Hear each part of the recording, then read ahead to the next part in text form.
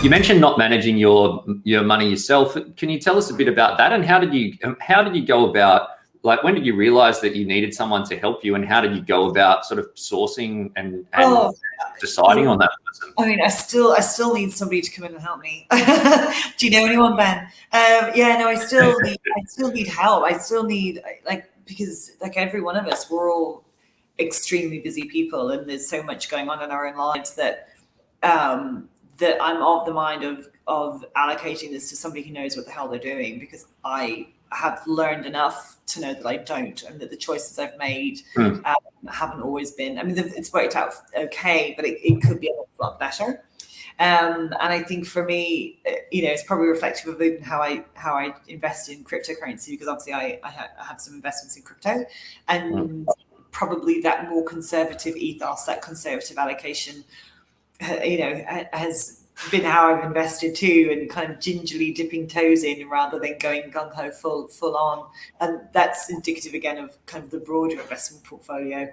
I don't have too much. I mean, I say that, I'm sure for some people cryptocurrency is probably the most risky investment of all, but I'm going to give you in a slightly more conservative way. So that would be, I think for me, the biggest investment for me, is saving up for a mortgage. I'm trying to get a property here in Melbourne in the short term, and that's been a fun mountain to scale, to try and go from a standing start to a deposit for houses here. It's a fun journey. Yeah, it is difficult, and especially for expats that don't have family here, that we can do, equity guarantees and that sort of stuff. It's sometimes it's a multi-year journey, or need to have a few stepping stones along the way to make it happen. Certainly, but also for me, like, my credit rating is in Singapore.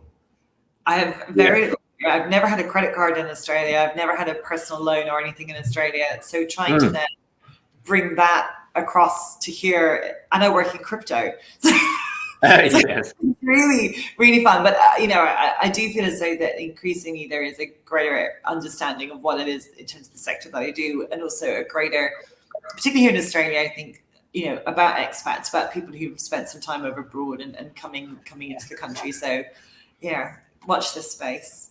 Yeah, we're actually talking to a client at the moment, and he has his whole salary is paid to him in crypto. Awesome. Yeah, so it's in Ethereum, and he said it's interesting that the fluctuations in how much he's getting. Like, he's got a headline salary that they measure it against, but then the variances that happen are pretty wild. I think that sounds a bit freaky for me, but it's an interesting thing to see that's how some people are doing business these days.